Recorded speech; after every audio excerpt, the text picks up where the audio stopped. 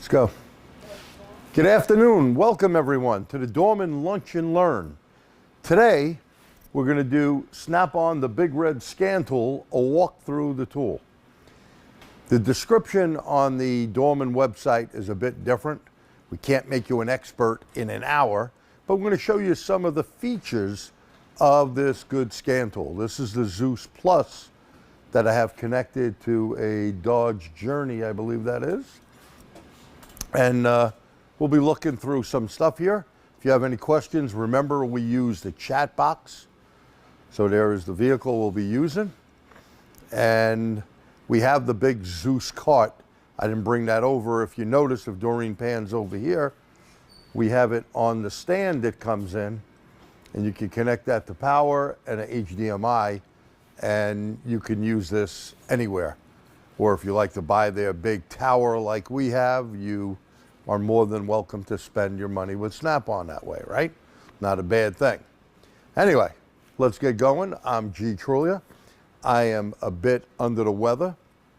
You may see me go through a coughing fit. I may have to stop for a second. And we have Doreen in the background who got me sick. So she's still hacking. So you may hear some hacking a couple of different ways. See, and that's her hacking in the background if you could hear it. At any rate, let's get rolling. So we'll talk about the Snap On ZEUS, so walk through the tool.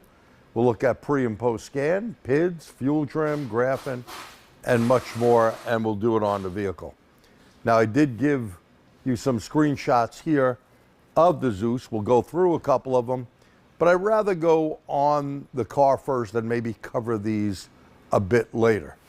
So I'm going to start this vehicle up. I have to put a fan on in the background, so just bear with the noise. So that is just the fan back here.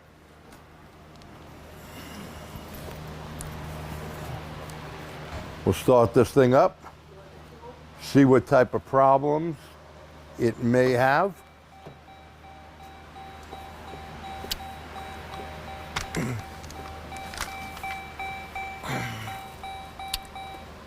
Oh boy.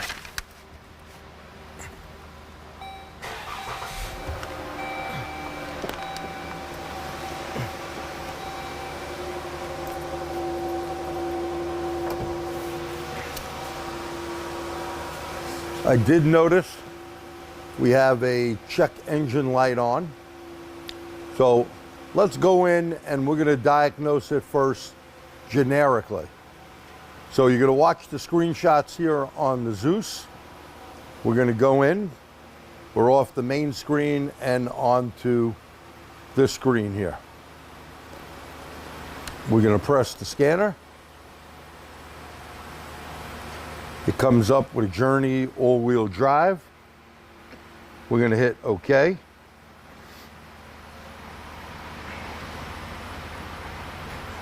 We're going to see what's fitted on it.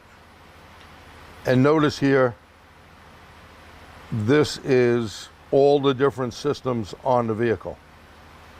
So we could do a code scan first. We'll do pre-scan. Now, this is not generic, it's going through all of it. I'm going to show you generic right after we do this. So we have a few different codes here. Let's take a peek at them.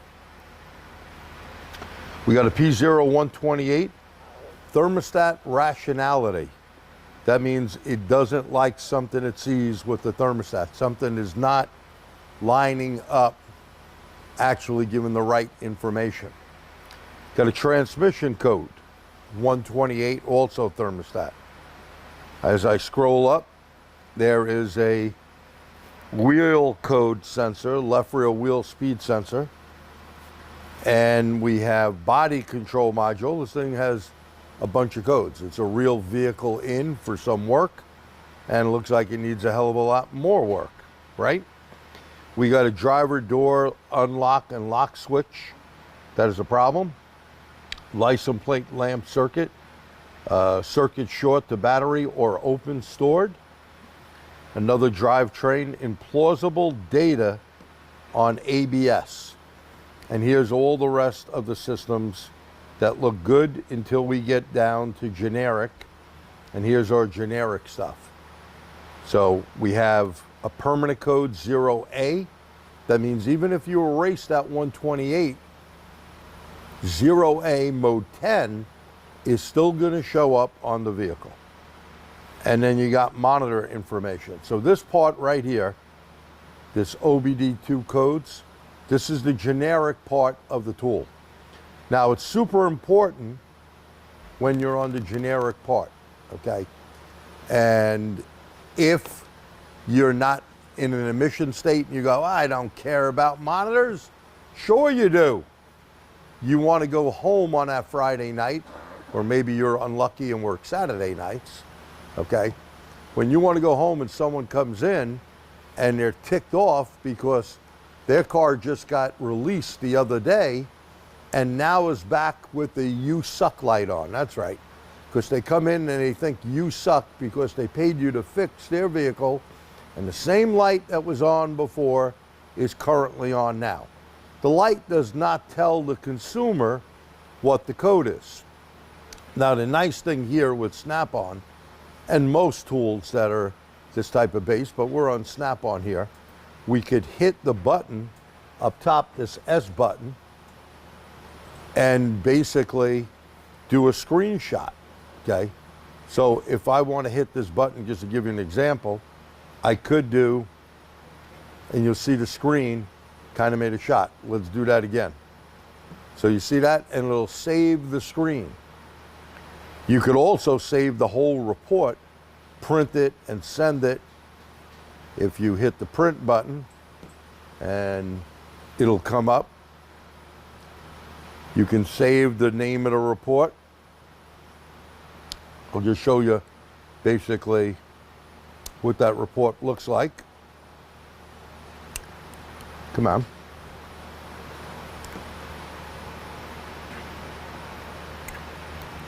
And we'll just save it to the desktop and put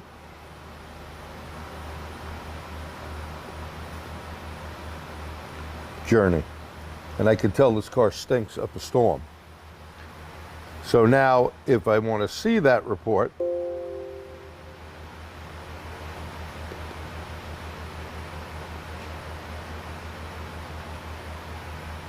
I could bring this down.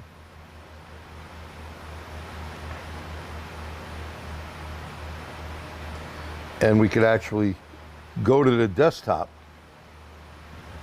And here is the whole report on the vehicle.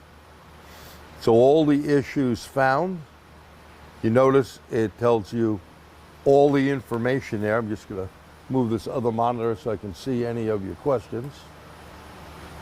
And this does a great job. We give this to the customer, and it basically is going to tell them, hey, this is what's wrong with your vehicle or what's right. And monitors, again, are super important. I'll get out of this. Go back to the diagnostic suite. So all these monitors here, super important that they're all ready. If they're not ready, you could have a problem that is underlying. So let's say you fixed the EGR, but the oxygen sensor monitor wasn't ready. Well, the oxygen sensor monitor, when it becomes ready, could cause that EGR code to maybe come back or something else to come back. Always make sure your monitors are ready. So what we do here in the shop, we'll tell a customer, you know, we're gonna have to drive your vehicle, or you could drive it yourself and you'll have to stop by, and we explain to them, sometimes print the drive cycle out for them. Most of the times they find that too confusing and allow us to drive it home. Of course, evap is the one that you're gonna need to have the vehicle cool down a couple of times, right? You know, when it's hot, it's not gonna run the evap monitor. But once you get all your monitors running, that is really an important step. That way you'll know if you have any DTCs or not, okay? with the DTCs being stored only when the monitor is completed, that will let you know that you have a real problem. If all your monitors are ready and you have no DTCs, that vehicle is ready to ship.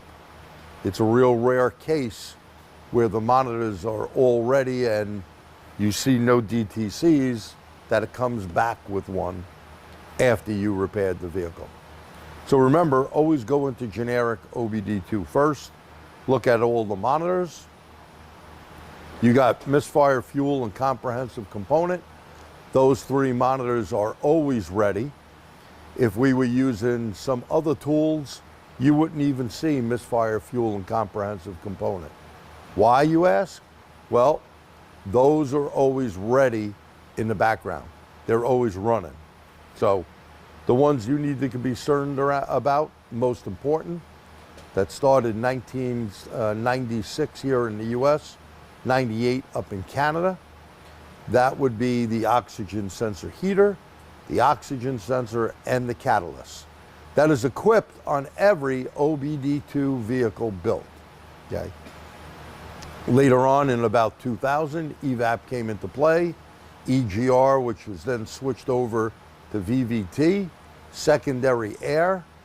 All of that is, as you can see below here, okay? Not every vehicle has every monitor. So now that we did that, we can go look into different parts. One thing you don't want to do, you see that clear code? Don't hit that yet. Until you dock everything, do not clear codes. A big problem we have in the industry is when cars come in, and especially EVAP, you're going to clear the code out and go, oh, well, don't worry, drive it for a little bit. Let's see if it comes back on. Got to be careful with that. Document it. Make sure you get screenshots or whatever, okay? If you don't have something to do a screenshot with, you have your phone. Your phone has a camera. Take a damn picture of it, okay? That's a way to document it. So we had an engine problem. Let's go into engine and let's look at generic functions first. And here's all our generic information right here. Now, Snap-on does do a nice job by allowing you to go into the manufacturer part of the tool. Here's the mistake everyone makes. Let me go back a screen. And when I go back a screen, you have all this, you click engine, and right away people are going to go into data. You see that data one? That's going to be manufacturer data. You want to go into generic functions. We already seen the readiness monitor, so I don't need to look at that. Freeze frame, I want to look at that. Freeze frame is basically a snapshot of when the vehicle clicked in this P0128. This is not going to be for the ABS type of setup, okay? So let me click freeze frame right there. And let's see when it came up. It's collecting its data.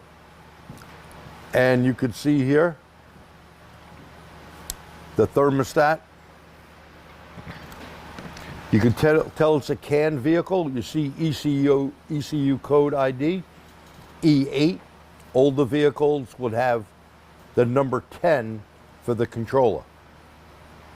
Fault displayed, P0128. The load, absolute throttle, was at 20%. It was in closed loop. Engine temperature was 168. The baro was 29. Fuel trims look okay. Going down the other side, the speed was 1,747 RPMs. Absolute throttle at 20%. Intake air, 37 degrees, so it happened when it was a little bit cool out. And fuel trims don't look bad. Time in 39. calculated load at 44%. Voltage going to the control module.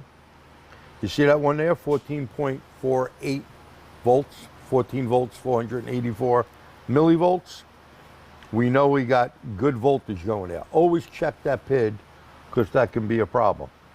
Vehicle speed, it was doing 48 miles an hour when this happened, and it looks like it had a negative evap pressure. So, the time to temperature on this thermostat, you know, you may not be overheating, maybe it's not getting enough heat. Always make sure you have the right coolant level, the proper coolant, and the proper thermostat. Some aftermarket thermostats are an issue. On late model cars, we try to buy the factory ones, if at all possible. Why? Because some of the aftermarket ones may not actually open at the precise time, and now you have a computer checking it, not just the heat in your car or the absence of the engine overheating. Just because you're not overheating and you're getting great heat doesn't mean you got a good thermostat, okay? So that is not going to give us a lot more information. On this vehicle, Chrysler it looks for one failure record. Some vehicles allow multiple failure records, which would be pretty nice. So we've seen the freeze frame. We know the trouble codes. We could look at it again. Probably only going to give us engine and tranny. But let's look. It gave us the engine. If you didn't know where to go, the beauty of Snap On here is basically hit diagnose, okay? And you see the beautiful color graph there. It looks like a big mountain. And it says, top repairs for 128. Replace engine coolant thermostat is number 1. Replace thermostat housing, number 2. Bled the system. So this is like Identifix. You know, it's where all of these companies are going to. Pro Demand is part of what Snap On owns. It's built in here. They've done a nice job over the past few years of putting a lot of data in. The other thing is TSB, Technical Service Bulletins. TSBs are important. There may be something that you're not even thinking of that may cause this problem.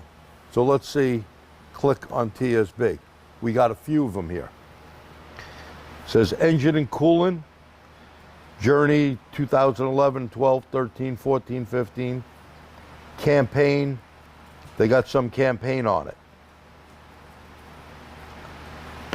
And here's the description here. Description of defect. Chrysler is recalling certain model years, 11 to 15, manufactured, so you gotta look at the manufacturer date, July 19, 2010 to May 26, 2015, equipped with the 2.4 liter motor, okay? The engine cover may become detached from the exhaust manifold.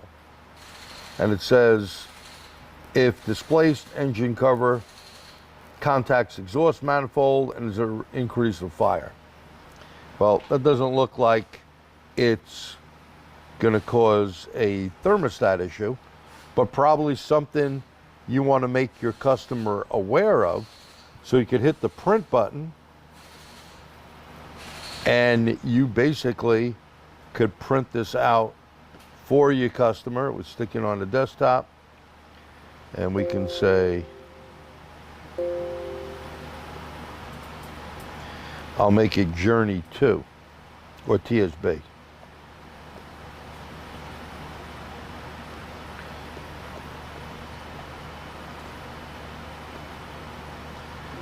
And that way the customer is going to get that information. We can click out of that. There were other TSBs there too we should look at. And attention for coolant additive. Notice here it says the organic, the oat, supersedes. So make sure you put the right antifreeze in the car in the right water. Keep the coolant system free of debris and corrosion and water pump failure. Low engine coolant concern levels. The service bulletin is also being released as a rapid response. So let's see what that says right there. So basically here, on some of the 3.6 motors, which is a problem in itself, different than the 2.4, so you got to look what you have in it. This does not have a 3.6 in it, so you'd want to be looking at what engine is installed. All right, so we're out of TSBs. Short track, the information, in case you're not familiar with it. You know, it basically tells you the cause. You know, it gives you that correction, replace the engine thermostat, clear the codes, road test it. You got these things called real fixes. These are all, I'm just going to pull one of them. Let's do the first one because there's 14,910.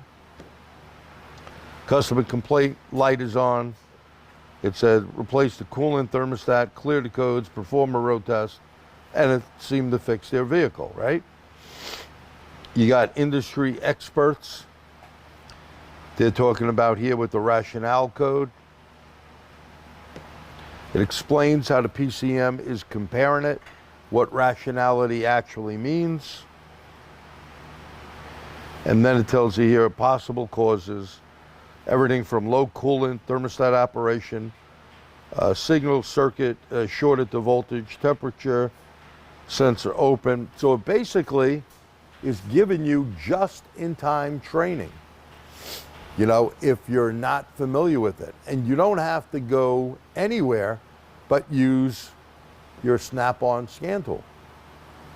Now, I know the ZEUS is their top of the line, but some of the other scan tools that are of a lower version do have a lot of this information in there as well.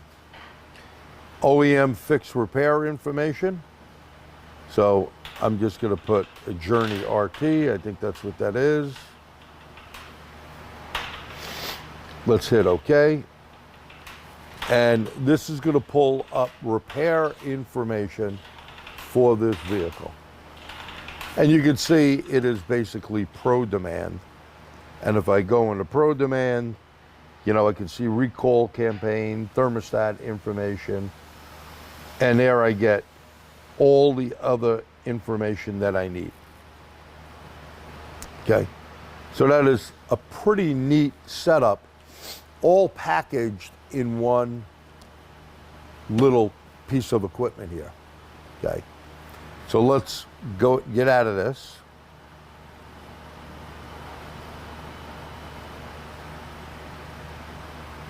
Oop, didn't want to do that, hit the wrong button. I should have left my glasses on, but we'll pop right back into that.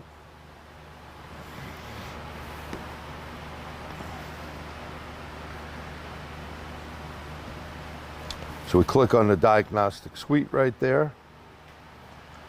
It'll load up. I get my water in the meantime.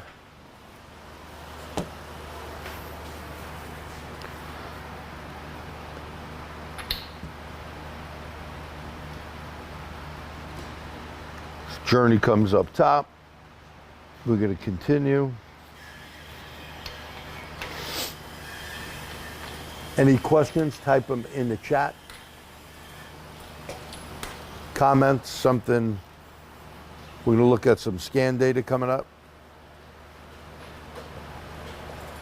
How many of you out there actually have a Snap-on scan tool?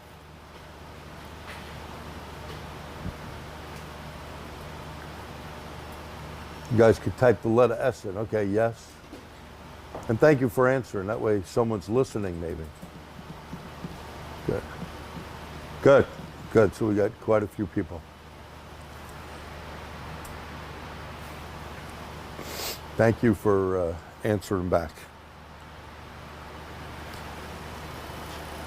I think I'm going to just shut this off and leave the power button on. No need to.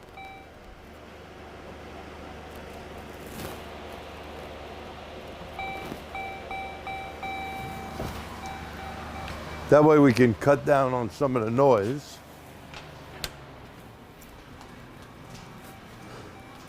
especially when my head is buzzing. Don't know why we're not connecting here. Let me exit totally out.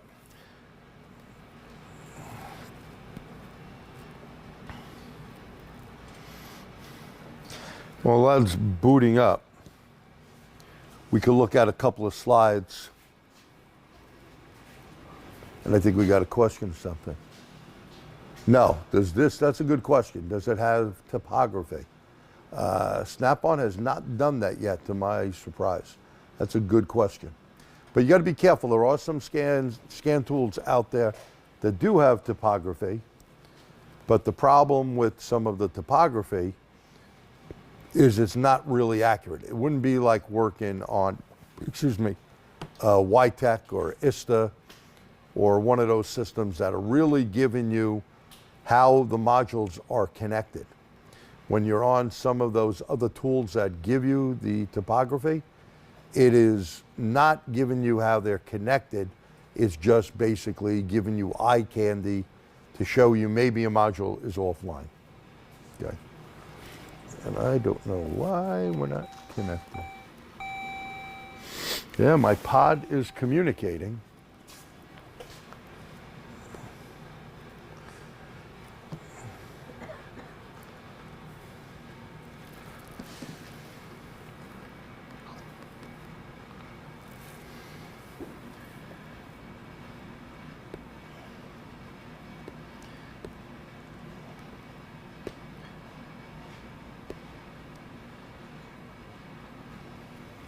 Okay, so we got back in there. Let's go into engine. Continue. Murphy's Law. An error has occurred. You can't make this stuff up.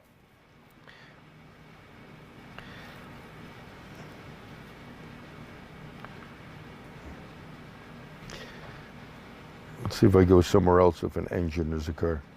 All right, I may have to reboot the whole tool, which kind of stinks. So I'm going to go to some slides because I always go, something could happen. And here's where something happens. And 9 out of 10 times, Snap On does not have an issue. Okay. But not sure. I'm trying to reboot this thing up. Let's see it do its thing, but let's go to a couple of slides here. So there's your main screen when it comes up. You're on a Windows setup. You can do quite a few things off Windows. This is a faster, newer tablet than the last version we had. This is the ZEUS Plus. Here's all the stuff that you can get to here, which is kind of nice. A scanner, OBD direct guided diagnostics we're going to look at. A scope and whatchamacallit module. You got SureTrack, multimeter module, SureTrack. Snap On Cloud, you can put stuff up on the cloud. All your vehicle history, quick lookups, data management, training and support, system settings, and of course, exit. And we had just updated this tool not long ago. So let's continue through.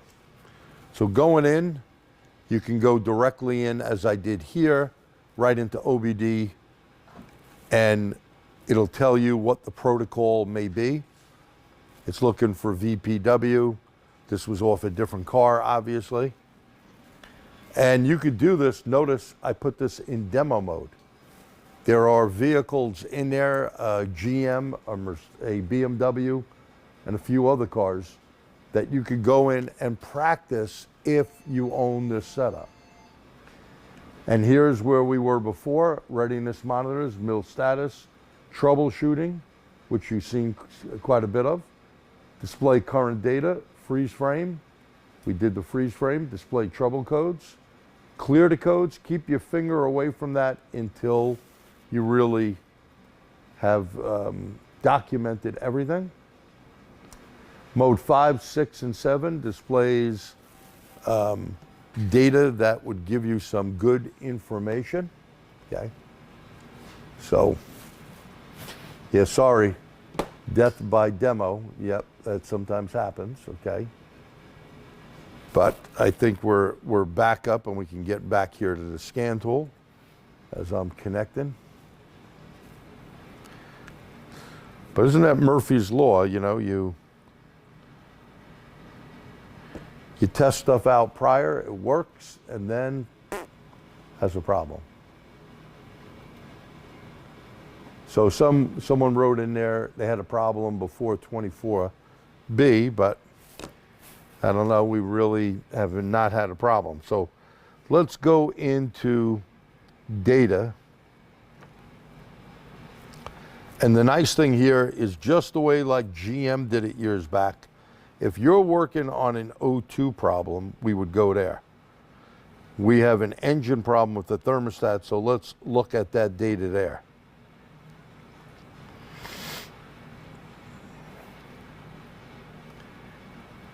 So you can see when you're in enhanced mode, look at the data just in engine on both sides.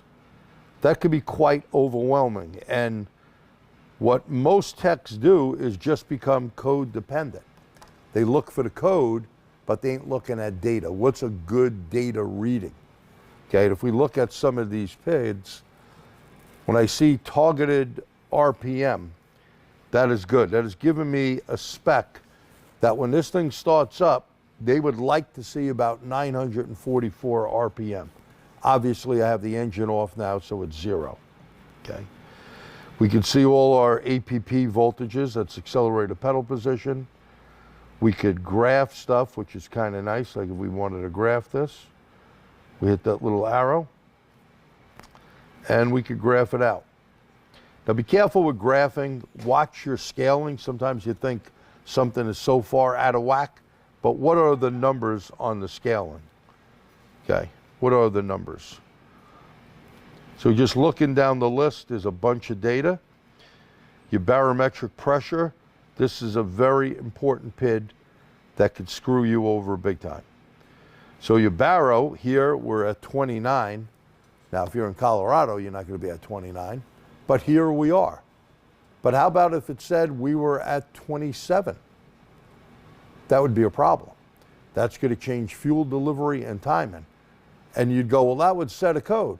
No, it won't, because can I drive from here in New York to a higher location, like Colorado, for example, or Utah, or any other place that has higher elevation? Sure I can. And it's not going to put a check engine light on. Why? Because there's a range.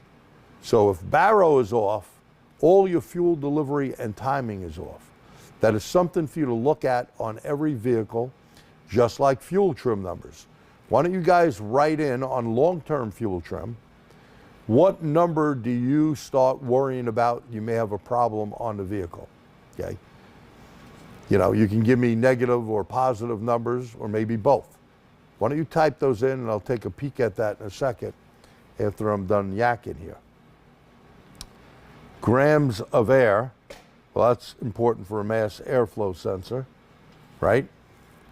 And it may be looking for something. How it can show something at this point would be tough, okay? So I see a lot of guys popped in there, thank you. 12, 10, 10, plus and minus 10. Yeah, 10, you're pretty far out. That's good at least to have that number in mind.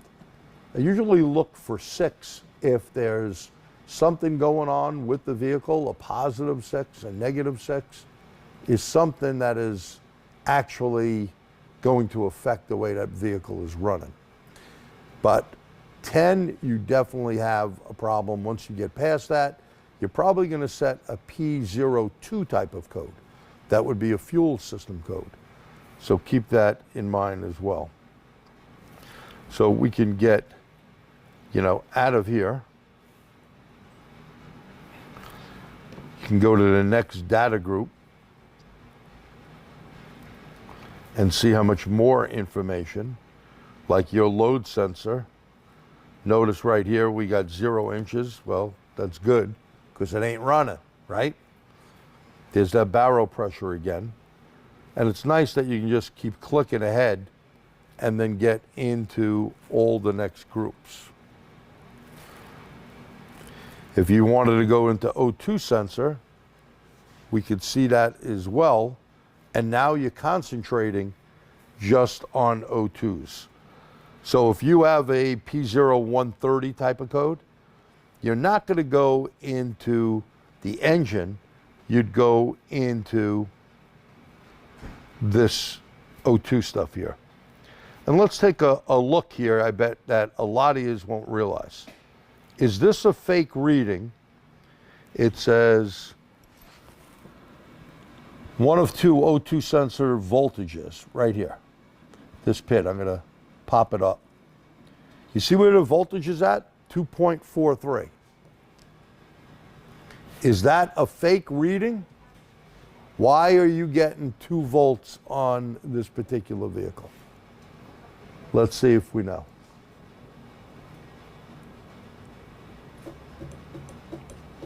Oh, my buddy Bob from PA. How are you, Bob? Okay, bias voltage. Well, you're sort of right. What's the range? Not a substituted value, but a good guess. Thank you. Ah, floating ground. Very good. So basically, bias voltage or floating ground, what Chrysler does is if you're on chassis ground, and this is reading off chassis ground, as the scan tool is doing there, they're giving you a scale from 2.5 volts, or it's 2.4 something, to 3.4 something. It's still a 1 volt scale, but you would need to know that's what Chrysler does. If you took your meter and went to the battery, black lead on the negative post, red lead just to the battery to make sure you got the right voltage, back probe that oxygen sensor wire, the signal wire, not the heater wire, you would get the 2.45 volts to 3.5 volts. It's still a 1 volt range. If you had a Bob, a breakout box, and went into pin 5 is sensor ground. Now you wouldn't need to do that if you can get on the sensor ground on the 4-wire connector. So if you took that ground, put your black lead from your meter and or your scope there, you'd be reading the sensor ground voltage and would only read 1 volt. So very good. Hopefully that gives you some info. So there's our group right there of info, a lot of stuff you can go through. Take a quick pick at accessories. And you can see you got things like ignition switch. You know, maybe you got a no start problem. Is the relay working? And you can see ASD. Is it good or bad, false or true, right? Excuse me there. So some good information here. Let's go back. Let's look at memory resets.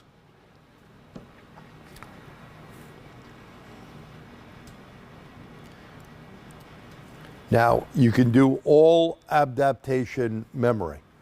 Not a good idea to do if this customer is so used to their transmission shift in a different way. And you or one of your guys takes it out and does the pedal to the metal routine. The shifts are going to feel pretty hard, not all that great, so it's better not to do that. Misfire, okay, that may be a good one. Fuel. Let's say you had that high fuel trim, the 10 that we had before, right? If you had that 10 that you guys wrote in there, well, you don't want to send that vehicle out, and maybe that 10 was for a bad vacuum leak, or maybe it was a bad fuel pump, or a ground wire, a VD, voltage drop, power or ground side. Whatever the case may be, if you just fix that part of the problem and you do not reset the adaptive trim, the P0, 420, 430 is going to come bite you in the ass. Remember, most of the vehicles you work on with problems probably have somewhere about 60,000 plus miles on them. They're not coming back with 30,000 because most car companies, they'll warranty most crap, 3 years, 36,000 miles. Some even longer. But that being said, you know, you need to remember to reset adaptive trim just for fuel. If it doesn't have reset and adaptations here, what would you do? Type that in. What would you do if it does not have reset adaptations? Now, sometimes it's not the scan tool, but it may be the vehicle itself is not putting that data out. And sometimes it is the scan tool. Your tool may not do a good job on a particular vehicle, okay? This is what we had in today, so this is what I picked. I thought actually we were gonna be maybe on a BMW we had in here, but Bill took that out, waiting for some info. So there's memory resets, the functional test. This is good that you can do certain things.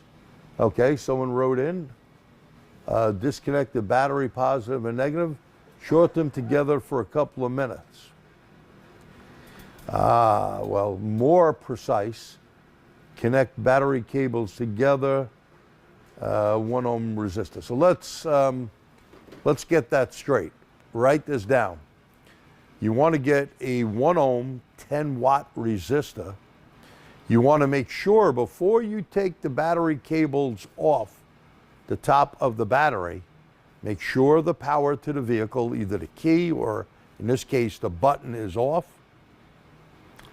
Then lift the cables up. Now, some vehicles have radio codes. Do you have access to them? People get very cranky when their tunes won't work, right?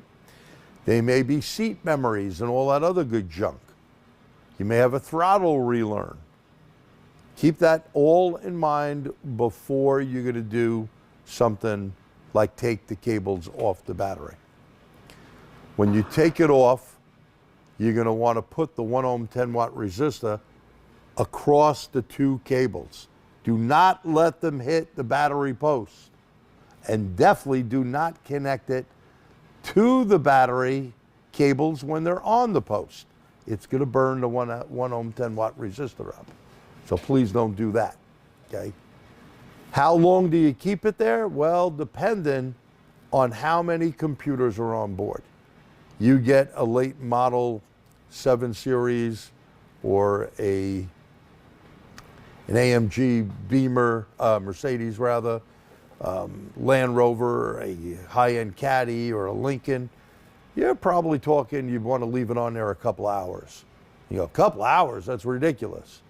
No, there are onboard computers in the excess of 100. And they all have to be brought down real slowly. If you just do this like you did for years with putting battery cables together, what would happen if you tried to do that to any capacitor? Because that's what you're doing. You're draining capacitors in the computer. You could pop them. And if you did that on a hybrid or an EV vehicle, you take one capacitor, the lowest ones are 450 volts. You short it out, it's going to sound like an M80 going off. Pieces of metal will go flying. So be aware that you have to do things the right way. 1 ohm, 10 watt resistor. You could buy it online, put a couple of clips on the end of it, do some heat shrink, and buy yourself a few of them because they do break. I was just showing a class last week. The one I had, someone kind of bent the wire too much, and it's been used a bit. So it broke, but I have other ones that I could use. All right, any other questions on that? Let's also take a look here, what you can do. So alternator field test. Injectors, you can cut injectors out. I remember one that Bill and I were working on. The resistance of the injector was crazy high. There's a video up on the TST website. If you go to TST YouTube, TST seminars, and put in caravan injector, because it reminds me of this journey over here. And you could actually see the injector on time. You could make that injector fire. So if you had a little box tester We have this OTC version that'll tell you if the injector is firing or not. You could do that. You could then check your on time, usually in microseconds. 1,000 microseconds make a millisecond. And if you see one different than the others, as you would see if you go watch that video, there's your problem. So there's a bunch of stuff here that they have, and some of it may not work. I will warn you that. You know, like it's not for every car, but you know, if it has VVT, there's your intake phaser, there's your exhaust phaser. Oxygen heater. What could I do with my oxygen heater? Why would I want to do that? Well, do you own one of those inexpensive little amp clamps? Doesn't connect to your meter or your scope, but it just has a little indicator on it, and you can put it around one of the two wires going to the O2 heater, positive or negative. It's a series circuit. It wouldn't matter. And you could hit the button here, and if you don't have current, you got an open circuit or you have VD, voltage drop, right? So you're going to need some current flowing to it. That's what you would use bi-directional type stuff for. Okay. Let's go back here. Let's see what system test has to offer. Now, very important one here. Let's look at the first one. You guys all see cam and crank relearn? Why would you want to do that? Cam and crank relearn. I didn't change the crank sensor. I didn't change the cam sensor. Why would I need to do that? Let's type that answer in there. And I'll press this button here as you guys are typing in. Very important, by the way. So I'm going to hit cam and crank relearn. It's going to tell me here, this function should be used anytime a repair has been made that requires the cam and crank relationship to be relearned. Oh, gee, what does that mean? Okay, so I do like some of the answers here. Replace the PCM or module, yeah. Need to relearn values. Chain change, yeah, okay. Battery disconnect, very possible. But I have a big question for you all. Have you fixed a misfire? Of course we have, G. I fix a misfire all the time. Well, do you do a relearn on cam and crank? What's that have to do with it? Oh, well, you see, when you get a misfire, you know how the misfire counter works? Why don't you tell me? Here's how it works. Basically, the crank sensor is going to see how many teeth are in, it already knows this in the computer, are on the flex plate or flywheel, whatever you want to call it, or the front pulley. If there's an interruption, where whether it be a square wave or whether it be an AC signal, it then knows there's a misfire. Once you have a misfire, the count of, let's say, 1, 3, 4, 2, right? Firing order of most 4 cylinders, 1342. If that happens, excuse me, then what happens to that misfire you had on cylinder number 2? It said, your scan tool told you, the great old Zeus told you, you had a P0302 misfire. So you get in there and you go, yeah, I know on this particular car, they got bad plugs. I'm going to pull that plug out. Pull the plug out, you play Swaptronics with number 3 because you're waiting for the parts store to come and get your plugs. You also change the coil if it's a coil on plug. You may even swap the injector and, oh, guess what? You didn't fix it. You still have the same code you had before. That is why you need to reset the cam crank relearn. If it doesn't know how to count the firing order correctly, because it hasn't been reset, bingo, you'll have that problem. So whether you did a chain, whether you did a PCM change, a battery disconnect, but misfires also. And of course, change to the camera crank sensor. That would just be reasonable. Make sense? All good to everyone there? So we're going to hit exit out of that. So that's a very, very important one. Electric vacuum pump test. So a lot of these may be just a test. ETC learned values. Electronic temperature control. See, DTTs are reset during this test. We're not going to do that. But basically, you can go in. You can do the throttle test. And on a lot of the Chrysler products or Stellantis products, they've had throttle problems, haven't they? Like on those little fake Jeeps. They've had tons of those. And you need to test that throttle. So here you can do it. EVAP monitor test. Now, you may be able to set the monitors from here, but one great thing you can do, if it doesn't set the monitor, this allows the technician to run the medium, large leak, and loose cap OBD II monitor test without meeting all the enabled criteria. Note, to run this test, turn the ignition off for 30 seconds. Isn't that pretty cool? And when you continue, it may go in there. The test begins to run. I'm not going to do that.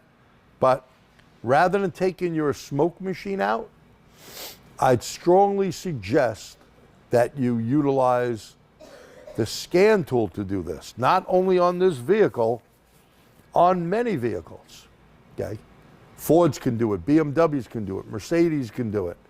There are a bunch of cars that can do it. Ignition kill test. Well, you check for RPM as you're killing a cylinder. Is the RPMs going down on that particular cylinder? If it's not, you got a problem, right? You have a problem. So make sure that you utilize a lot of this stuff. You know, purge vapor test, read the VIN. Now, I always look at the last 6 of the VIN. So I would go like from T59946, could double check it on the car. It's the same. You know, a story I love to tell that happened to us, I don't know, maybe 5 months ago or whatever. But it was a Ford Explorer that came in, and it was from another shop. It needed a purge solenoid. Make a long story short, the purge solenoid was pulling over a couple of amps. It burnt out the computer driver, and no one had this computer anywhere. None of the dealers. It was on factory back order. No parts stores, no autopcms.com, which is a great website. We buy a bunch of stuff off them. They're very good. Problem with those dudes is they didn't have it. So I told Bill, I said, you know, do the Google search for this thing. So Bill did a Google search, I don't know, somewhere in Iowa or some godforsaken place. He finds it. They want the VIN number, you know, so he says 1F, boop, boop, beep, beep, beep, beep. Well, we get the whole thing. It comes, put it in the vehicle. We only had a check engine light on prior. It starts it up, but now we got a lot of lights on the dash and a lot of codes in the computer. They basically made a mistake with the 8th and 10th digit. Lucky, and we told them, look, we don't need you to do it. We have the IDS, FRDS. We could program this thing ourselves. They insisted. So we had to reprogram it with the correct VIN. Always check the VIN and calibration files. That would be in mode 9, okay? All right, let's get out of that and show you miscellaneous functions. And I gave you a lot of this in your handout, okay? So you have here exhaust phaser cleaning. This function should be used to help clean dirt and debris out of the oil control valve. Now, here's what I got to say to this. It's good. It's doing this with the valve. It's pulsing it. This is what people do not change the oil, or may have the wrong oil in that crankcase, or maybe even low or overfilled on oil. Always check the oil level. Always make sure the oil that's in that engine has the proper specification. And we're not just talking about, is it 530, 1030, 020. We're not just talking about that. Does it meet the correct spec? Okay. You have SAE, Society of Automotive Engineers, API, American Petroleum Institute. Those are mostly for domestic. You also have Dexos for General Motors. You have ILSAC readings for all the Asian vehicles, ILSAC 5, ILSAC 6, plus some other specs, and ACEA, European specs. Does it meet all those different numbers that they have on the bottle?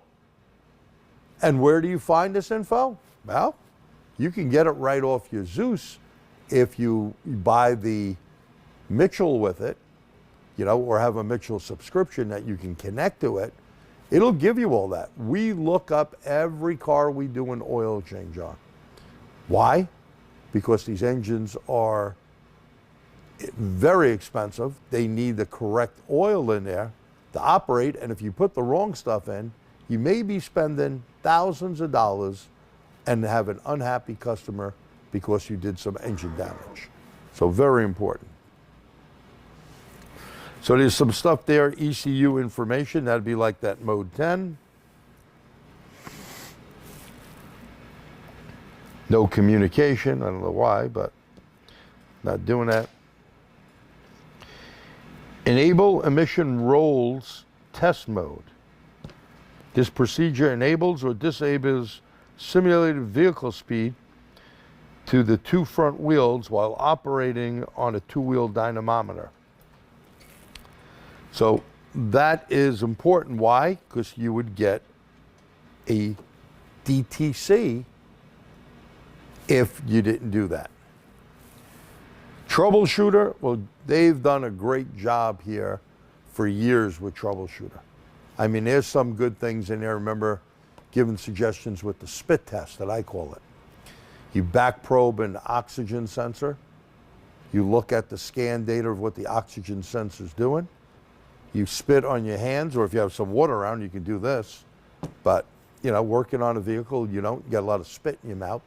Wet your hands so it's good connectivity. Go to the positive side of the battery.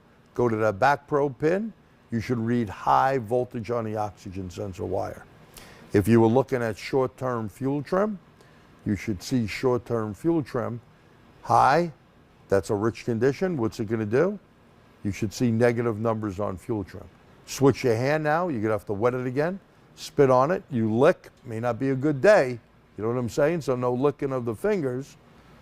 Put your hand now on the negative post, and you should have a reading of a lean condition, and fuel trim numbers should go high positive.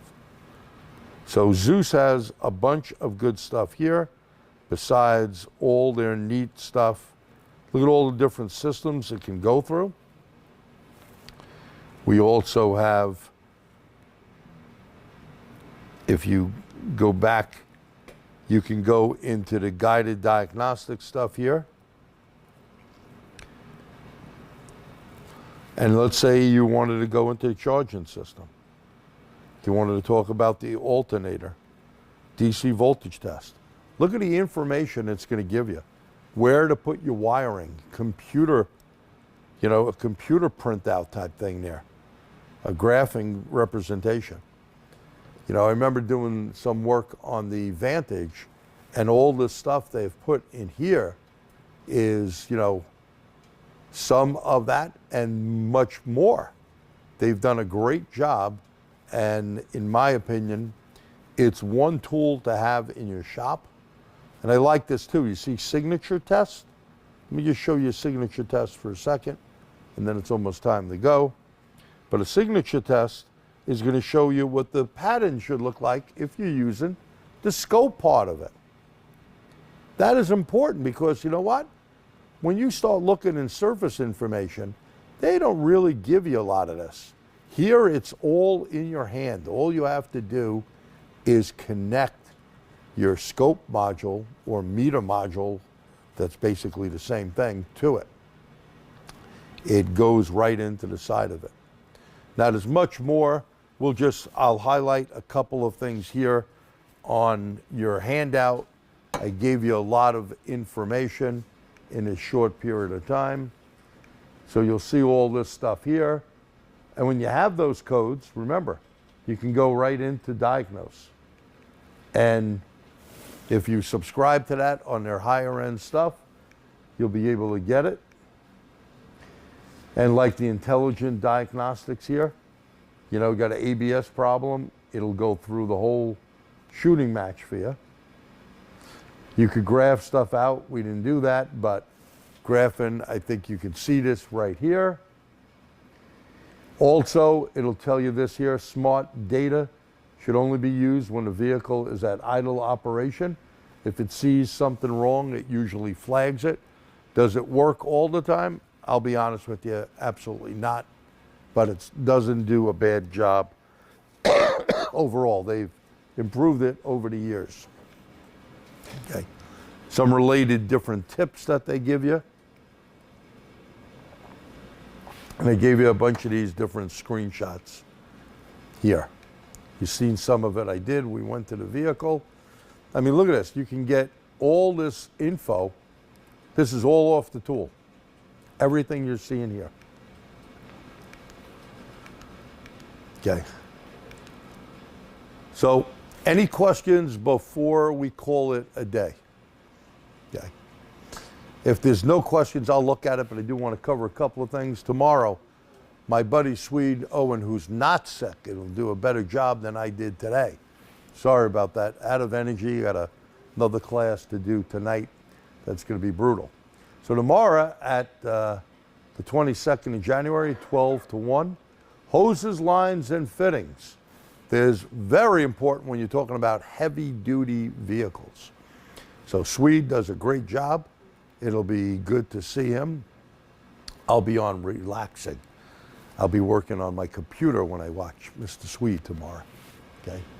And tonight, I am on with ignition systems. It is a $40 paid-for class. You go to the Dorman Training Center website, and if you go there, there's a bunch of videos. There's also a new subscription plan out that you can buy all the different videos at a reasonable price and any of the new ones that come up. So check it out. We also, if you're interested, we do in-shop live training.